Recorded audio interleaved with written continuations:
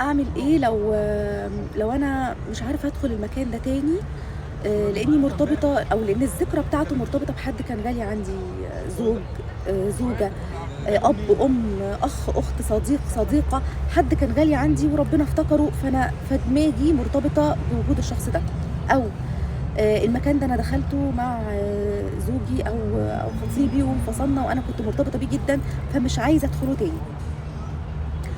بصوا، اتعلمنا في في السايكولوجي ان المكان ارتباطه بالاشخاص، مش ارتباط بالمكان. عندنا عقلين: عقل الواعي اللي هو الظاهر قدامك اللي بتتصرفي بيه، العقل الواعي دلوقتي اللي انا باكل دلوقتي بشرب، ده العقل الواعي. والعقل اللاواعي اللي هو العقل الباطن. العقل الباطن هو اللي بيتحكم في تصرفاتنا. بيتغذى منين؟ من الافكار اللي انا بقولها له، من الافكار اللي انا بشحنها بيه. يعني المكان اللي انت مش قادره تدخليه علشان بيفكرك بالشخص اللي ربنا اختاره ده، او بالشخص اللي كان مؤذي فمش عايزه تدخليه عشان انت خايفه ان انت تدخلي المكان ده تاني، يفكرك بالشخصيه المؤذيه دي.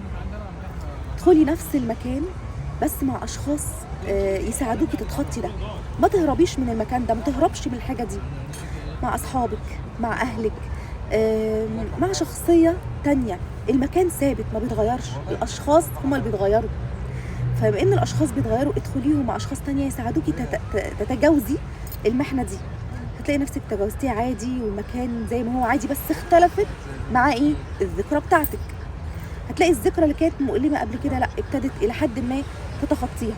المكان ثابت، الاشخاص هي اللي بتتغير، ومع تغير الاشخاص بتتغير الذكريات بتاعتنا. ويبتدي العقل الباطن اللي احنا غذيناه بان احنا مش هنقدر ندخل المكان ده، لا هندخله عادي، ونكتشف ان المكان ثابت والاشخاص هما اللي بيتغيروا.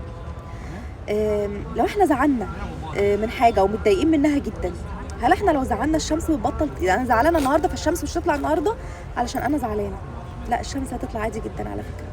واليوم بيعدي عادي، وبيجي نهار، يوم جديد بحياه جديده، وبالليل برضو بيجي بلحظات حزن، وهكذا.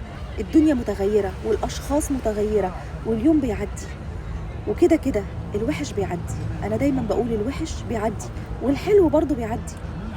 فزي ما في شمس بتطلع كل يوم، في حياتنا بتتغير، والحياة ما بتوقفش على حد، والدنيا مش على وتيرة واحدة. فما تعيش جوه دايرة الحزن تقول أنا مش هعرف أطلع منها. لو مش هعرف تطلع منها كانت الشمس زعلت هي كمان وما طلعتش، وكانت حياة الناس كلها انتهت. الحياة بتبتدي مع كل بداية يوم جديد، بيتكتب يوم جديد في حياتنا. ما توقفش حياتك على لحظات حزن في حياتك وتحبس نفسك جوه الدايرة دي. عيش بكرة عشان بكرة أحسن.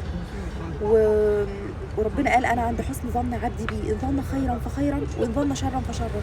فظن خير، خليك عندك ظن إن اللي جاي أحسن، وإن بكرة أحسن، ومحدش هيتخطى الحزن غير لو أنت قررت تتخطاه بنفسك. لو أنت قررت إن اللي جاي أحسن في حياتك.